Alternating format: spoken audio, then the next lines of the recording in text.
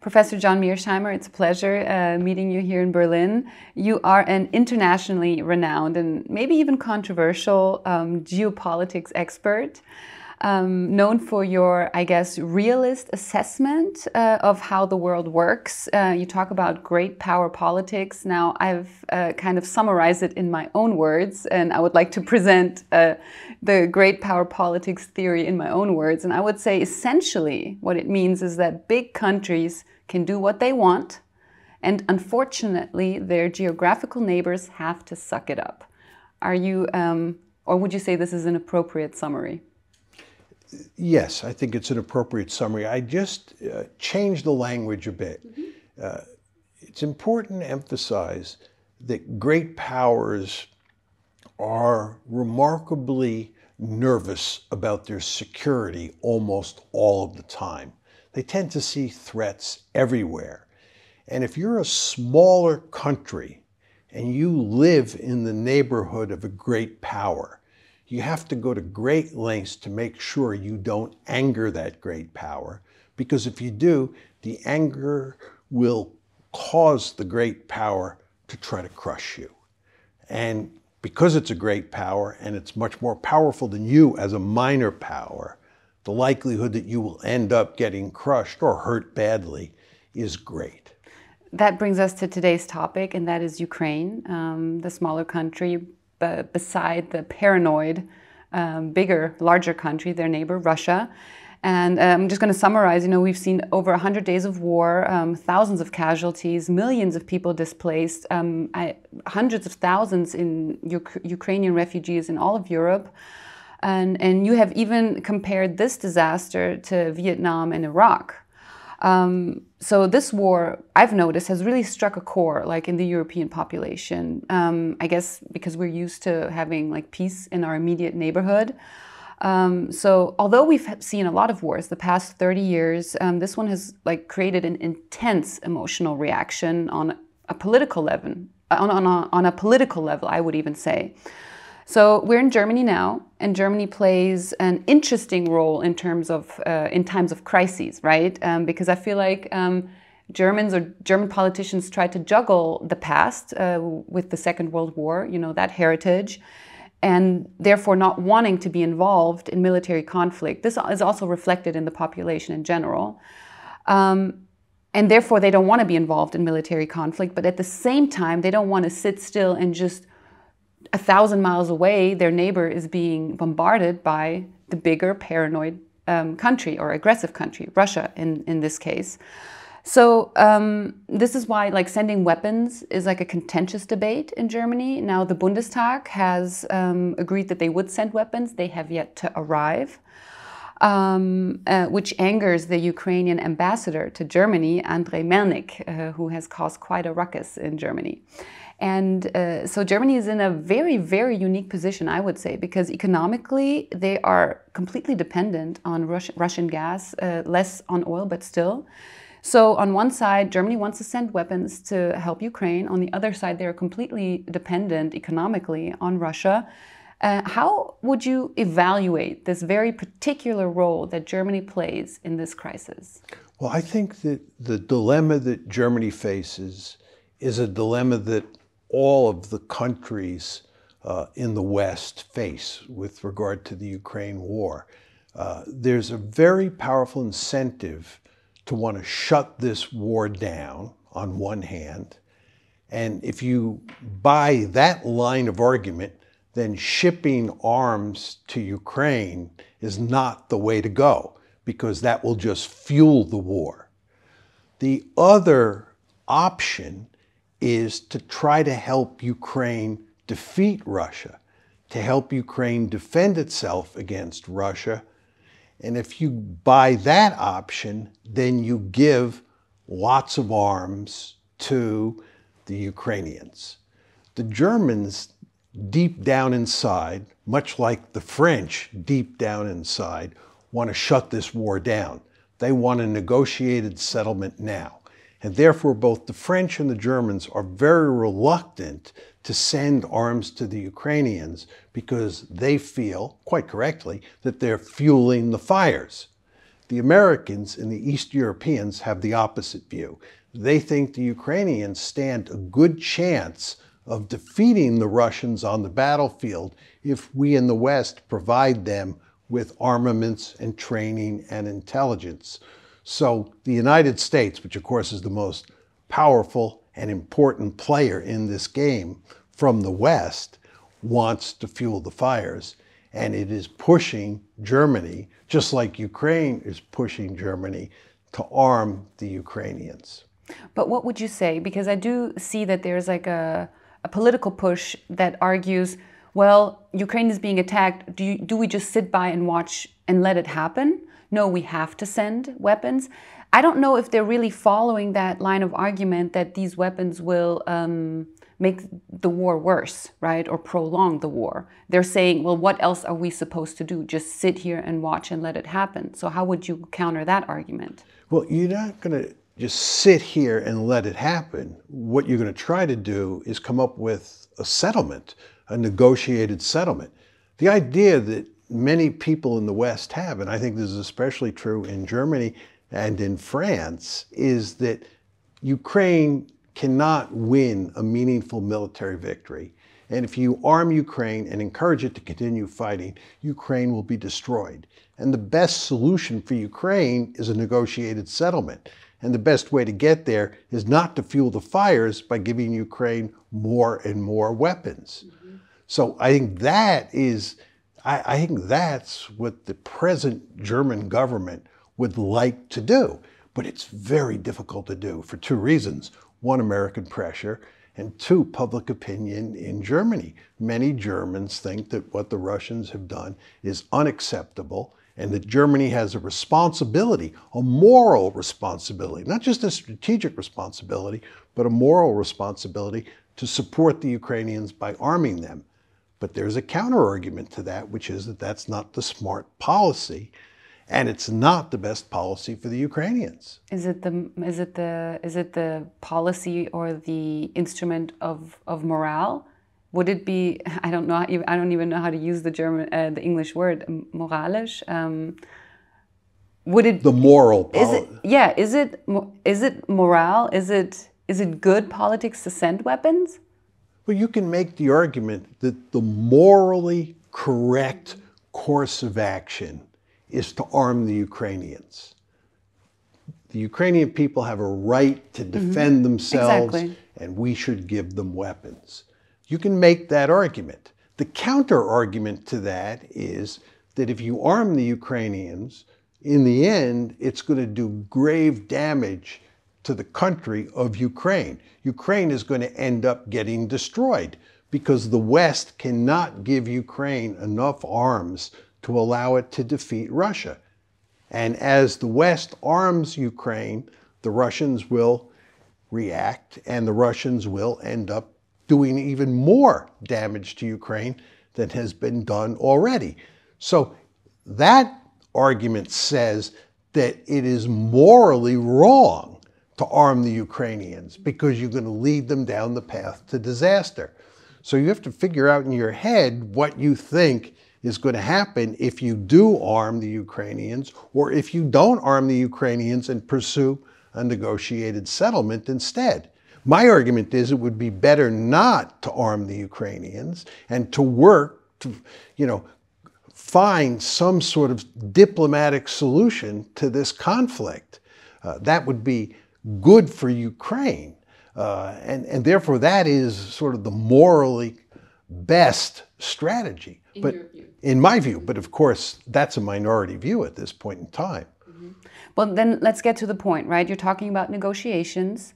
And I know, or at least this is how I understand it, Russia wants Ukraine to be neutral, right? So no NATO membership, completely off the table. Now, I would say that the conventional wisdom concerning NATO and Ukraine is that Ukraine is not and is never going to be a NATO member. You wholeheartedly disagree with this line of argument, and I would ask you to present some facts or some evidence. How is Ukraine even in any way, shape, or form a NATO member when it's really not, right? So how is it? Like, why is this always being presented, this argument, Ukraine needs to be neutral, when it sort of is, right? Just to start, there's no question that Ukraine is now not de jure a member of NATO. There's no question about that. But you want to remember that in April 2008, NATO said that Ukraine would become a member of NATO. And NATO has restated that position last year at the NATO summit in Brussels. This is June 14th, 2021. It was restated. The Americans have recommitted themselves on a number of occasions to bringing Ukraine into NATO. So the issue is still clearly on the table, and we, the Americans, are pushing hard to make it happen.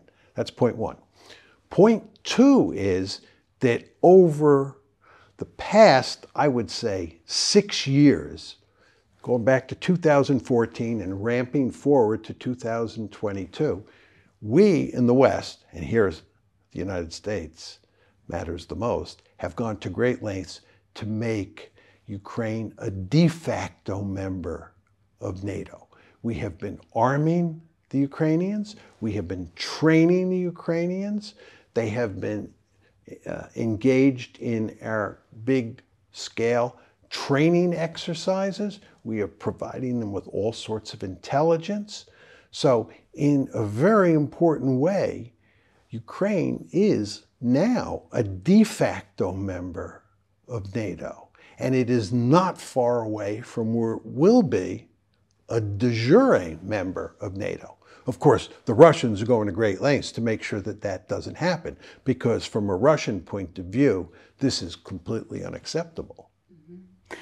So the difference really is between de facto and de jure, in your opinion, because de jure, Ukraine is not a member of NATO, and this is something that is repeated over and over again by different politicians, journalists, or any sort of speakers, opinion leaders of the West, right? Yeah. So what would you, but why do they repeat that? Because it's commonplace in the West to say that because it's not a formal member of NATO or a de jure member of NATO, that this is not a serious issue. But the fact is that the difference between being a de facto member and being a de jure member is remarkably small.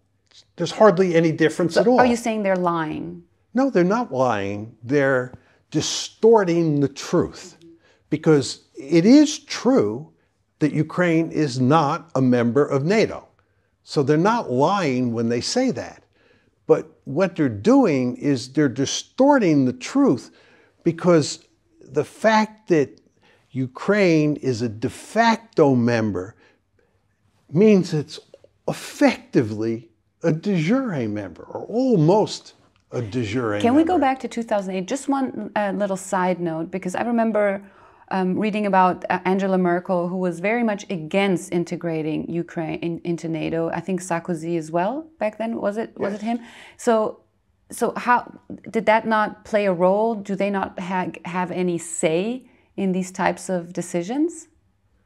Well, just to be clear, what happened in April 2008 at the famous Bucharest NATO summit, where NATO said at the end of the summit that Ukraine and Georgia would become members of NATO. It's very important to emphasize to both Sarkozy, who was the French leader at the time, and Merkel, who was the German leader at the time, opposed that pronouncement. They did not want Ukraine to become a member of NATO, because the French leader and the German leader both understood that this would be remarkably provocative to the Russians.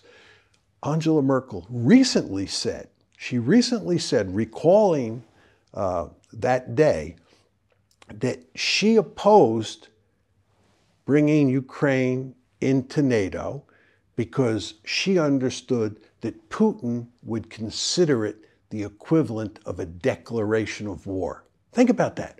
Merkel said that she thought that Putin would interpret Ukraine coming into NATO as a declaration of war. And of course, we now have a war, so this is hardly surprising.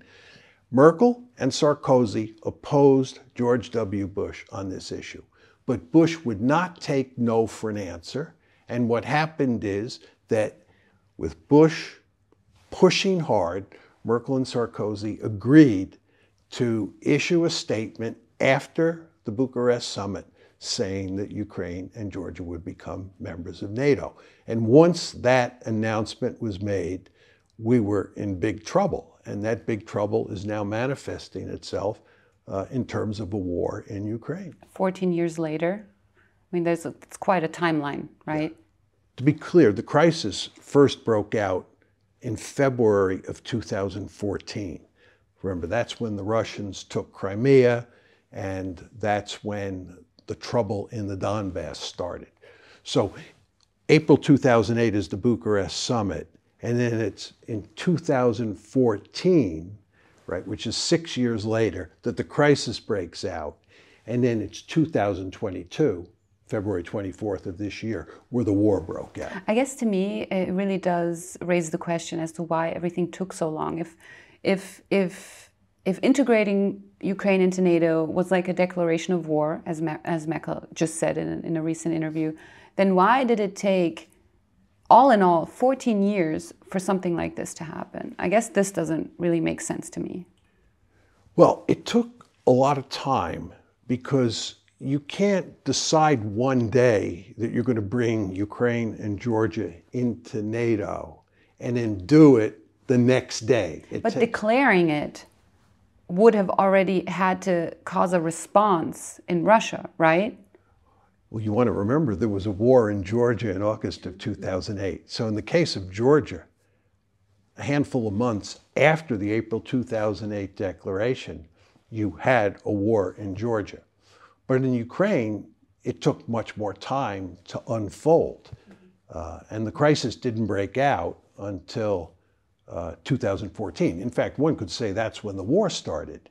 The Russians didn't invade Ukraine in 2014 the way they invaded on February 24th of this year. But nevertheless, the war started and the Russians were involved in that war in the Donbass starting in 2014.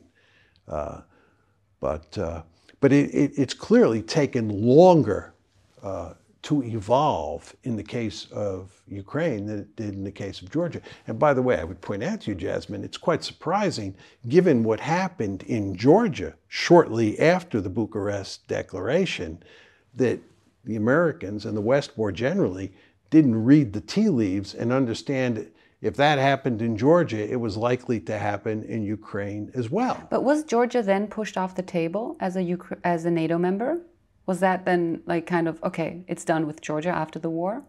Well, the issue was pushed off the table in the sense that the Georgians understood that they could not join NATO. But the possibility of Georgia becoming a member of NATO was not taken off the table. See, the thing to remember about the West, and this is especially true of the Americans, is that the Americans understood from the early 1990s forward that Russia was weak, and they could push NATO expansion down the throats of Moscow. For example, the first tranche of NATO expansion was 1999. That was Poland, Hungary, and the Czech Republic. Then in 2004, you had the second big tranche of expansion. That's when the Baltic states, Romania, and a handful of other states came in. And we just kept pushing and pushing, and the Russians couldn't do much about it because they were so weak. So when the Bucharest summit comes in 2008, and the Russians make it very clear that NATO is crossing a red line by talking about bringing Georgia and Ukraine into the alliance, we don't care because we think Russia is so weak, we can just shove it down their throat. When the war breaks out in Georgia in August of 2008, right, even though the Russians prevail over the Georgians, we don't care. We still think the Russians are too weak, and we continue to push and push and push with regard to Ukraine. The United States does not back off. You would think when Angela Merkel is telling the Americans, and there are many Americans inside the Bush administration who are saying what Angela Merkel is saying, that this is the brightest of red lines, bringing Ukraine into NATO. But the Bush administration doesn't back off. And the reason is, again, because we think the Russians just can't do anything about it. So I think I'd like to know, why would the West, Americans or whoever supports this view, why are they so hell-bent on integrating Ukraine into NATO and, as you would put it, make it a Western bulwark on Russia's border? Like, if we were to assume that to be true, there must be a reason for it. So what is the reason? Why is Ukraine so important to integrate into NATO? Well, I think initially, up until 2014, when the crisis broke out, I think up until then, NATO was determined to make Eastern Europe look like Western Europe. NATO expansion was not designed to contain a dangerous Russia. Remember, I just said to you, the United States thought that Russia was remarkably weak, and that's why we thought we could push NATO expansion down their throat. So we weren't worried about a dangerous Russia conquering Eastern Europe or conquering Ukraine. We didn't think that was going to happen. What we wanted to do was spread liberalism eastward into Eastern Europe. We wanted to bring them into institutions like the European Union and NATO. We wanted to get them hooked on capitalism, which is why the EU was so important. We had the color revolutions. You remember the Orange Revolution in Ukraine, the Rose Revolution in Georgia. These revolutions were designed to spread democracy. We were spreading liberal democracy. We were spreading capitalism. We were not pursuing NATO expansion for purposes of containment. It was part of this strategy of what I would call liberal hegemony. But then it all blew up in our face in 2014. And then I think the logic was somewhat different. Then I think we began to think in terms of containing the Russians, because they took Crimea, they got involved in 2014. I would argue that Russians, from their point of view NATO expansion definitely as containing Russia, or even trying to put pressure on Russia as much as to maybe cause a regime change. I think that that is like a true fear that they have in Russia. I agree completely. That was their view from the beginning, right? We were playing from two different playbooks here. The Russians looked at NATO expansion from the get-go as a threat. They looked at this whole situation through a realist lens. This was realpolitik from them. It was a threat. The Americans, however, did not think about NATO expansion up to 2014 in realist terms. They thought about it in liberal terms, as did most Europeans. All you have to do is listen to most Germans talk about how international politics works. Germans are remarkably idealistic. They don't have a realist bone in their body, right? And what does that mean? Like, they don't think in terms of balance of power politics. They think in terms of international law and norms and rights and so forth and so on. And most Germans think that every country in Eastern Europe has a right to join NATO. These are sovereign states. They can choose any foreign policy that they want. Which basically is true, right? I mean, like, okay. No. It's basically true in the minds of most Germans, but it's not true in Vladimir Putin's mind. Vladimir Putin does not think that Ukraine has a right to join NATO. Which is why Russia is deemed as like aggressive, right? That's correct. Yes. Right. The Russians view this whole conflict as a case of them securing their safety. This is an existential threat. NATO expansion into Ukraine is an existential threat. It's a threat to their survival. It's a threat to their security. Most Europeans, West Europeans especially, and Americans, think this is ridiculous. How could this possibly be the case? But how does this like very, very deep-seated misunderstanding even like happen? Because this is something that is not something that happens from one day to another, right? This happens over years, maybe even decades. There's no question about that. I mean, it all goes back to when the Cold War ended. And when the Cold War ended in 1989, many people believed that this was the end of history, and that people who believed in realism, people who thought about world politics in realist terms, or in balance of power politics terms, were dinosaurs, that worldview had died. And they thought in more liberal terms. And this is especially true in Western Europe, and it's especially true in Germany. Germany is filled with liberal idealists, and they think about international politics that way. And when Germans, and this is true of Americans as well, look at Vladimir Putin and they listen to him talk about NATO expansion as a threat to Russian survival, it makes no sense to them. They can't believe that he thinks that way. Michael McFaul, who was the American ambassador to Moscow in 2000, I think from 2012 to 2014, told me that he had told Putin on a number of occasions that America was a benign hegemon and that NATO expansion was not designed to contain Russia. He sincerely believed that. He thinks we're the good guys. We have the right values. We're trying to do the right things. We're trying to make Eastern Europe look like Western Europe and make it one giant zone of prosperity and peace. That's our goal. And that Putin should understand that. That may be his view and the view of many people in West Germany or Germany and in the United States, but it is certainly not the view of the Russians. And it's certainly not where we're at now because, there's even been some talk about integrating Russia into NATO or having some sort of partnership or integrating it into a larger security framework.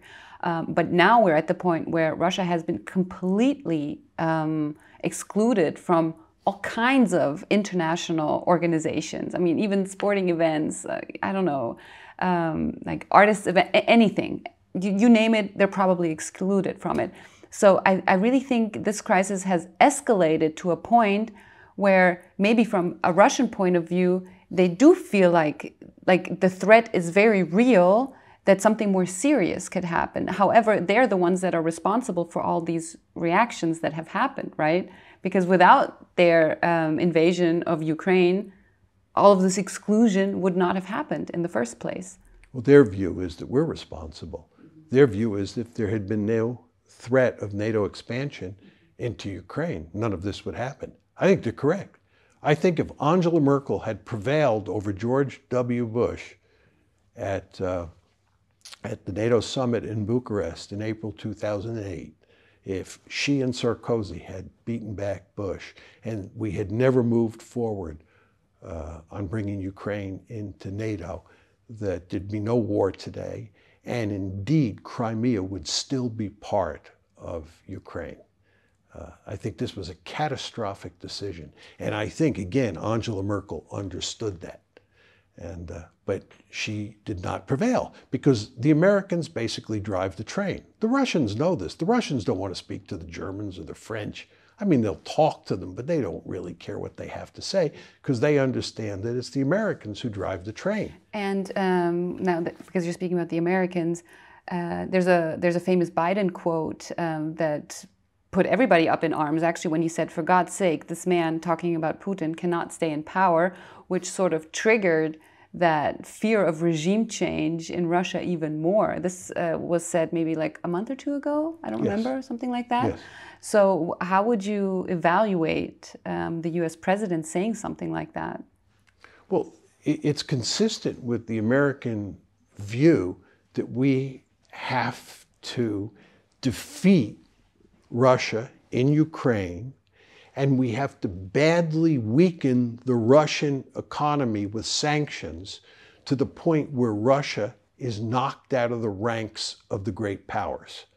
So you want to understand that what the Americans are talking about doing, and again, the Germans and the French are not comfortable with this at all, but the Americans are talking about decisively defeating Russia in Ukraine and then doing so much damage to the Russian economy that it's knocked out of the ranks of the great powers. And then on top of that, you get regime change.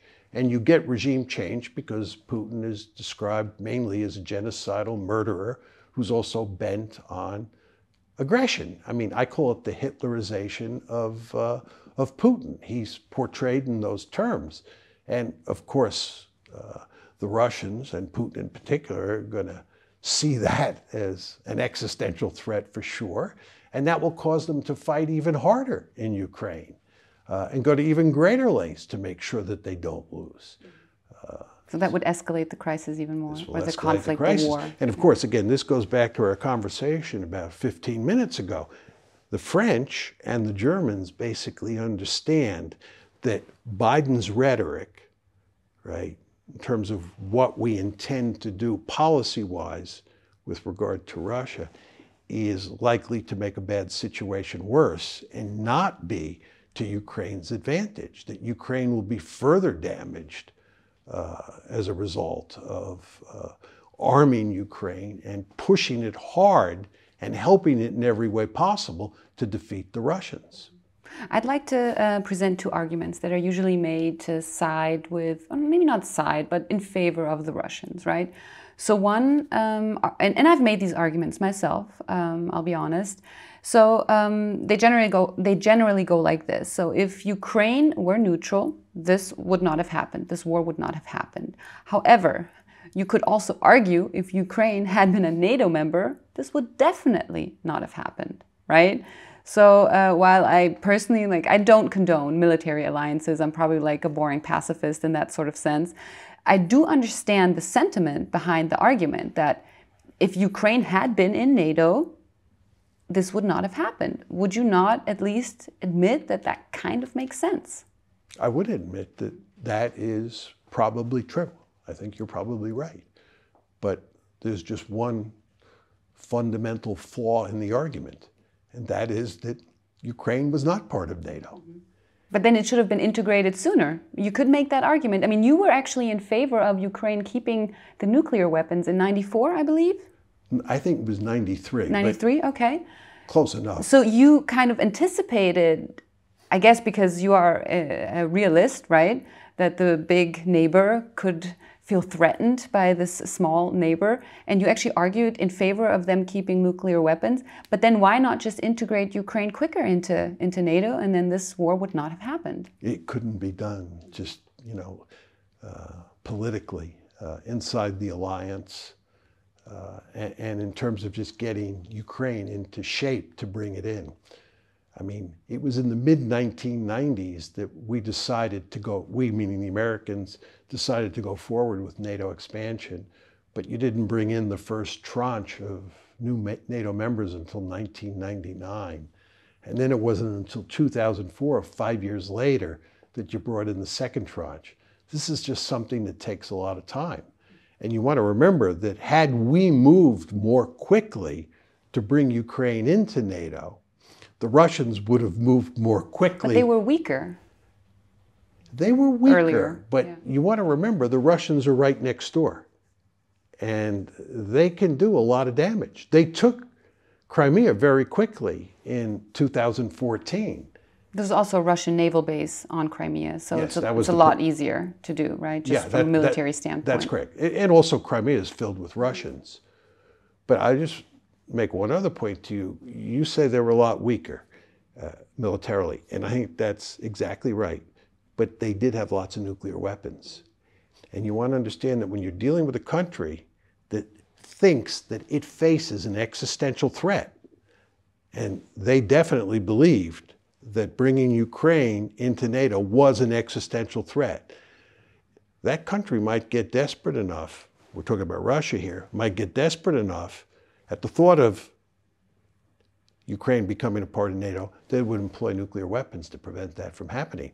And as almost everybody agrees, there is some possibility today that if American policy succeeds against Russia, and we are in the process of helping the Ukrainians to beat the Russians on the battlefield, that the Russians will turn to nuclear weapons, right? So nuclear weapons are always in the background.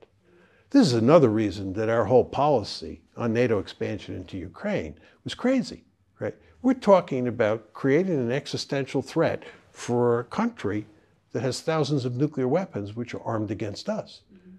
So you think the nuclear threat is real, is very possible? Absolutely, absolutely. And it doesn't have to be a large possibility that those weapons will be used for people to behave remarkably cautiously, because the consequences are so horrendous.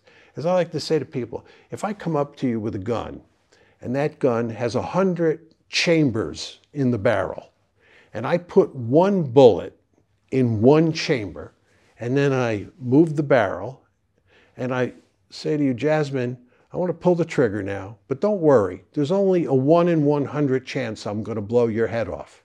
Are you going to be nervous? A little. A little, yeah. 1 in 100. Yeah, it's only 1 out of 100.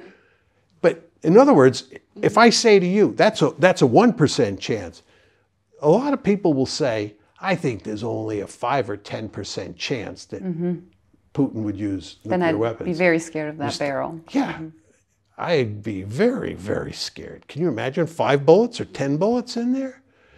So this is, the thing to understand about nuclear weapons is the likelihood of use does not have to be very high, because the consequences are so horrendous that you get lots of deterrence from those weapons. So I'm not arguing, I'm going to be very clear here, that nuclear weapons are going to be used.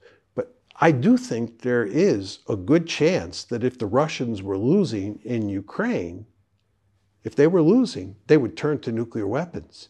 And Avril Haines, who is the Director of National Intelligence in the United States, she recently testified on Capitol Hill that if the Russians were losing in Ukraine, there is a good chance that they would use nuclear weapons to rescue the situation. And the goal is to defeat Russia in Ukraine. We can't forget that, right? Yeah, that is the goal. And all of that tells you that we have this perverse paradox here, which is that the more successful NATO policy is in Ukraine, the more successful our policy is, the more likely it is that nuclear weapons will be used. This is another reason to shut this down immediately, or do everything you can to shut it down. I'd like to go back to the second argument that is often made to side with Russia or in favor of Russia. And this is typically when the Monroe Doctrine gets quoted. And the Monroe Doctrine basically states that no distant great power is allowed to place any of its military forces into the Western Hemisphere, right? This is a US doctrine. Example is, if Canada or Mexico were to invite the Chinese into their country, set up a military base, the US wouldn't be too happy about it. And I've made this argument myself, I'll be honest. However, neither Canada nor Mexico fear their neighbor, right? So why would they invite a foreign military presence into their country? So does this argument really hold any value? Well, the point is that sometimes our neighbors in the Western Hemisphere fear us. The reason that Toronto is not the capital of Canada and Ottawa is the capital of Canada is that Toronto was too close to the American border, and the British, who ran Canada in the 19th century, were fearful that we would invade Canada and we would take the capital, which was Toronto. So they made Ottawa the capital. And there are all sorts of canals and military fortifications still existing in Ottawa that are left over from the days when the Canadians feared. But that's a long time ago. Well, the point is that times change, right? Look at Cuba. Look at Venezuela today, right? In World War I, the United States was worried about the Germans forming a military alliance with the French. The Mexicans forming a military alliance with the Germans. It might have been a long time ago. The point is, the United States does not want any country in the Western Hemisphere to invite a distant great power in with its military forces. Whether Canada is going to do that or Mexico is going to do that is largely irrelevant. We just don't want anybody to do it, period, because it's a threat to our survival. This is where I started off describing realism. Realism operates on the assumptions that great powers are very sensitive about their survival. They worry greatly about their neighbors doing things that can threaten their security. And what the Russians are saying with regard to Ukraine is that we effectively have a Monroe Doctrine. We do not want this alliance, which was our mortal enemy in the Cold War, coming up to our border. We do not want American military forces in Ukraine. We don't want missiles and planes and troops from NATO in Ukraine. But they are already existent in like the Baltic states. So it's not like they don't exist on Russia's border, like foreign military Ukraine forces. is different. Ukraine is a much bigger piece of real estate, and it represents a much more threatening situation to Russia than the Baltic states. Do you think the Baltic states are threatened by Russia? No. They feel threatened. Of course they And do. if you argue for like how Russia feels or how they perceive NATO and not how NATO sees itself, then wouldn't we have to like sort of understand that the small Baltic countries feel threatened by Russia? I think from the Baltic states' point of view, from Ukraine's point of view, and from Poland's point of view, and from Romania's point of view, just to pick a handful of countries, it makes perfect sense to want to be in NATO and have an Article 5 guarantee, effectively from the United States. I fully understand that. Right? The problem is, from a Russian perspective, it would be best if none of those countries were in NATO. The Russians were not powerful enough to stop Romania, Poland, and the Baltic states from getting into NATO. But Ukraine is a different matter. Ukraine is much more important strategically to the Russians, right, than those other countries are. And furthermore, the Russians are now powerful enough to prevent Ukraine from joining NATO. Do you think this crisis would have or this war would have happened with Trump in office? It's a fascinating question. I don't know. I mean, I think Trump's, if you think about it in terms of Trump's basic instincts, the answer is clearly no. First of all, Trump hated NATO, and if he had his way, he would have put an end to NATO. So we're not even talking about NATO expansion, we're just talking about NATO's existence. He didn't like NATO. Furthermore, he was interested in having good relations with Vladimir Putin. He didn't view Putin as a bad guy, so he would not have wanted to antagonize Putin. And finally, he thought the real threat that the United States faced was China. He was obsessed with the China threat, and he wanted to pivot to Asia to contain the Chinese. And you agree with that, don't you? Yes. Yeah. So I think that if Trump had been in charge and Trump had been able to get his way, this crisis would not have happened. But I believe Trump would not have gotten his way. I think that Trump was no match for what we call the blob, the foreign policy establishment in the United States. The foreign policy establishment beat Trump back. Trump was elected to fundamentally change American foreign policy, and he failed, just as Obama failed before him. The foreign policy establishment in the United States is very powerful, and it tends to get its way. So I think even if Trump had been president, it wouldn't have mattered. Not because his basic instincts were wrong. I think his basic instincts were right, but I think his basic instincts would have been overridden by the interests or the thinking of the foreign policy establishment, and we'd be in pretty much the same situation today under Trump that we are with Biden. I'd like to know, in your opinion, how do you think this is going to play out? Because as I understand from your point of view, the more Russia is being defeated in Ukraine, the higher is the nuclear threat that Ukraine faces, or would it be global? I'm not quite sure, and I don't want to fearmonger, right? I'm just trying to understand how this may play out in the mid, maybe long term, or short term if we're lucky. Well, there's sort of two questions here. One is the question of nuclear escalation. You know, is this war going to escalate? And then the second question is, how does it end? Let's deal with the second question first. How does it end? I don't know. It's almost impossible to say. I don't know anybody who thinks that they have a good solution for ending this conflict. And almost everyone who comes up with a solution makes arguments that you can shoot holes in. For example, it's quite clear if we're going to get a settlement, it's necessary to create a neutral Ukraine. In other words, Ukraine is going to have to divorce itself from the West. Hasn't Zelensky made that offer? He very briefly made that offer. And you don't think that's enough? You don't think that's valid? Well, first of all, he has to change the Ukrainian constitution, right? It's in the Ukrainian constitution that Ukraine will become part of NATO, right? And furthermore, he has an ultra-right that he has to deal with that is deeply committed to not making Ukraine neutral.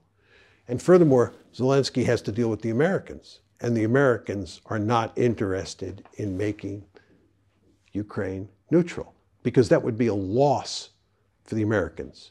The Americans are in this to win. And if Ukraine cannot become a part of NATO, you have a velvet divorce, Ukraine cannot become part of NATO, Ukraine becomes a neutral state, that means the Americans lost. It's a Russian victory. So the Americans are not going to accept it. The ultra-right in Ukraine is not going to accept it. So even if Zelensky does accept it, I don't think it's going to be possible for him to carry the day on that one. I hope I'm wrong. I mean, who knows for sure? That's where I started, but I find that very hard to believe. Then there's the whole question of territory. Put yourself in Putin's shoes. You've just gone through these bloody 3+ months of war. You've conquered about 20% of the territory in Ukraine. Are you going to give that territory up? I don't think so. And it doesn't look like the Russians are giving that territory up now. It looks like they're Russifying that territory. They're giving passports to people. They're, reinstating the Russian language and so forth and so on. I mean, I find it very hard to believe that the Russians are going to give up any of this territory that they've conquered. Well, if that's true, are the Ukrainians going to cut a peace deal where they lose 20 or 25% of their country? I don't think so. Are the Americans going to go along with that? I don't think so. And then there are sanctions. The Russians are going to want a deal that takes away the sanctions. Getting rid of those sanctions is going to be wickedly difficult, right? So every way you look at this, it's just hard to see. Yeah, it doesn't look too good from everything that you've summarized. Like, I don't see a viable solution, a diplomatic solution, to be quite honest. I just feel like there's also a lot of distrust because you said that if Ukraine would have to believably divorce itself from the U.S. in the way that it wouldn't become a NATO member or a de facto NATO member, right?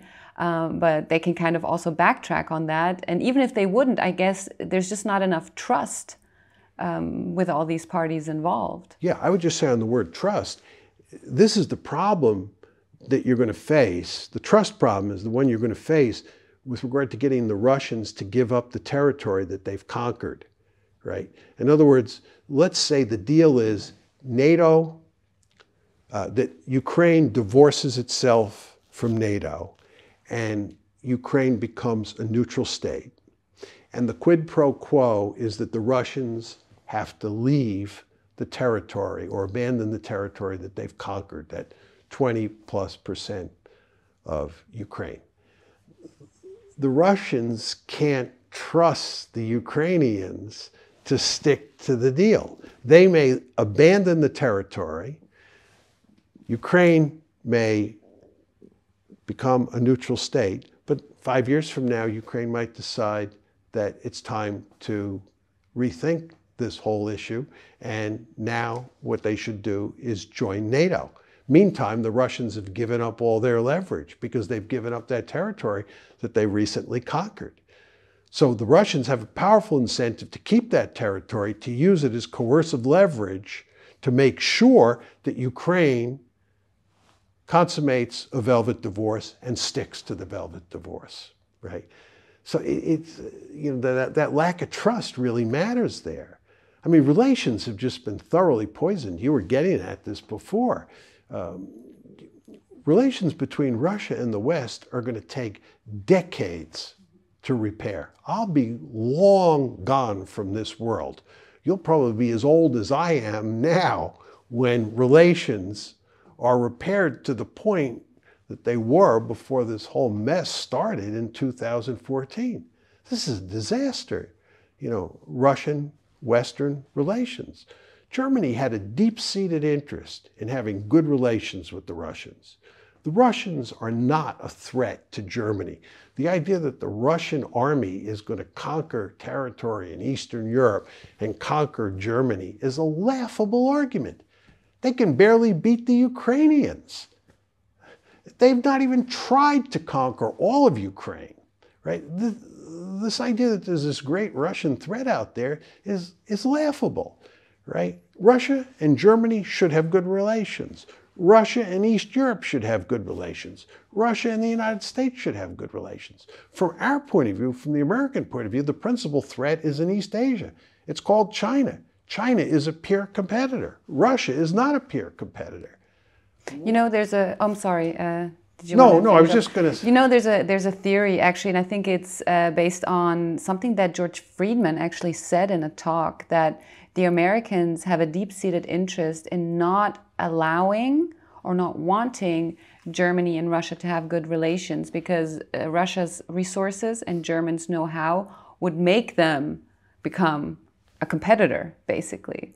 So it might sound a little conspiratorial, but that would make the US have a deep-seated interest to split apart these two countries for them not to have good relations. And if we're talking about, you know, like energy, like power, oil and gas, I mean, where's the new gas coming from? It's supposed to come from the United States, the expensive LNG gas that they've already built portals. I think it's one of the Baltic states, and they want to build portals in, or ports, excuse me, ports in Germany as well. So I do think that there's some merit to that argument that the US is maybe not very interested in Germany and Russia having good relations. There's no question that the Americans have long been deeply concerned about the economic interdependence that exists between Germany and Russia and has been growing over time. I think this is misguided. Who cares whether Germany gets richer? Germany's depopulating. It's not a serious threat to the United States. Germany is simply not a great power. It's never going to be a great power. The sun is setting on Germany. And Russia is the least powerful of the three great powers on the planet, right? But together, I guess that was the theory, that together they would be more of a competitor. What does together mean? I guess these are two separate countries. I guess economically working together, or even more integrated. But so what? My argument would be, so what? Let them work together. Let them become richer, and we'll trade with them, deal with them. Yeah, but it's the same. It's the same with NATO expansion. Americans are like, so what? We're not trying to contain Russia, but Russia perceives it as a threat, right? And you're saying, yeah, well, let's let them work together. But I guess some Americans or some policymakers would be like, no, that's a threat to us. That's not a good thing. No, there's no right? question about that. Yeah. There's no question that most Americans view Russia as a serious threat, and have for quite a while now, and don't want the West Europeans and the East Europeans doing any trading of significance with Russia. The idea that Germany is dependent on energy imported from Russia, you know, drives lots of American policymakers crazy. My only point to you is this is foolish. We shouldn't be worrying about this. We have other things to worry about. But my view is a minority view, to put it mildly. I have one final question, and I've never really gotten like a satisfactory answer to this. So I'm going to ask you and see if you can do better. Answer. So, like, we've sanctioned Russia. Like heavy sanctions, right? Very strict. I mean, I don't even think you can fly straight into Russia anymore from Berlin, which used to be like a 2-hour flight, Berlin-Moscow. I don't think it's possible right now. I haven't double-checked this past month, but it wasn't before. So just to say how, like, disconnected everything is, right? Assets have been frozen even from like nobodies, not just oligarchs. So Russia's been basically removed from international organizations, sports events, and so on and so forth. I've already mentioned this because they've started this illegal invasion into Ukraine. Now, you know, I've not been on this planet forever, but I've seen a couple of wars in my time, and those were also illegal invasions. Let's talk about Iraq, or maybe even Syria, Afghanistan. And I understand you can always make the argument why they went there, but still, it was an illegal invasion. And there were never any repercussions of this sort. There was never an uproar of this sort. Maybe Iraq, because I was a little young, 2003, I think there was a lot of protest in Germany, which is why they didn't join in, which I think is a good thing that they didn't. But with all the other wars that we've seen, there was never anything like this. The reaction with Ukraine is immense. And I just don't understand why invading Ukraine is so much worse than invading all the other countries. I just don't understand. I find it a little bit hypocritical, to be honest. Well, there's 2 points I would make. One is that I think most people believed that we would never again see a great power war in Europe, that war had been burned out of Europe. Yes, you could have these minor political entities or minor states fighting with each other in the Balkans, but the idea that you would have a great power war in Europe was just unthinkable. That was ancient history. And what you have here is a great power war. And you have a serious possibility of nuclear weapons being used. And you have a serious possibility of the United States and Russia fighting against each other. And one could argue that the United States is really effectively at war with Russia. It's just that the Ukrainians are doing the fighting. But we are so deeply involved that it is a U.S.-Russian war. Like a proxy war? That's what some people call it? I think it's much more than a proxy war. But didn't we have that in Syria as well? No, this is much different. This is much different. The United States is really deeply involved in this one. But the point is, even if that's true, that the United States is just fighting a proxy war, it's not that deeply involved. John's overstating the case. Even if that's true, the fact is Russia is a great power and it is in a major war in Ukraine. This was unthinkable, right? So it's very important to understand that the shock value of this war is just much different than any of the wars that have preceded it since the end of the Cold War. And again, in the Cold War, we had nothing like this. Just important to understand that. I mean, the Soviets did invade Hungary in '56 and Czechoslovakia in '68, but that's a completely different matter, right? This is a major war. And the United States didn't do anything in '56 and didn't do anything in '68. The United States is involved big time here. So that's the first reason that this really matters and has people in the West exercised. I mean, people in Germany here are very concerned about the precedent, right? If this isn't condemned, if the Russians don't pay a price, don't we run the risk that there'll be another war involving Russia or even another country in Europe? So that's reason one. The second reason that this one has attracted so much attention is that the Russophobia in the West over the past 10 years has reached a level that is just hard to fathom. And this is especially true in the United States. And when you talk about Russophobia, there is no Russian who's worse than Vladimir Putin. He is seen as the font of all evil in the West. So when the Russians invade Ukraine, right, it just confirms all the worst suspicions that so many people in the West, especially the United States, have about Russians and have about Putin in particular. And just one additional point there, the Democratic Party especially hates Vladimir Putin because the Democratic Party believes, foolishly, that the reason Hillary Clinton lost to Donald Trump is because Putin intervened on behalf of Trump against Clinton. Wasn't that already debunked? No, not in the minds of most Democrats. Most Democrats are incapable of admitting that Hillary Clinton was a terrible candidate and Trump was a very sophisticated candidate, whether you like him or not. He was a sophisticated candidate. She was a terrible candidate, and he beat her fair and square. And it was not due to Vladimir Putin. But Democrats don't think that. Well, Joe Biden is a Democrat. The Democratic Party is basically in control of both the Senate and the House. And the media, the mainstream media in the United States, is filled with people who suffer from acute Russophobia.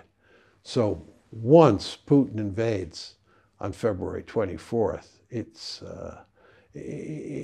going to be, a tsunami of anti-Russian propaganda that comes spilling out of the media and out of the White House and out of Western capitals or out of European capitals as well.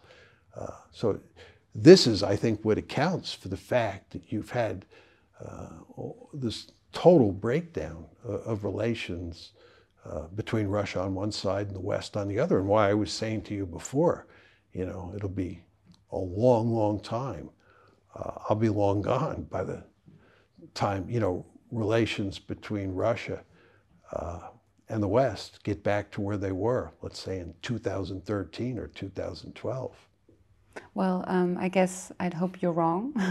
I hope I'm wrong. Mm-hmm. I hope that many of the things I've said today are proved wrong. Mm-hmm. Thank you, Professor, for your time. And like I just said, I do kind of hope you're wrong. Yeah, I guess. Thank you. You're welcome, Jasmine.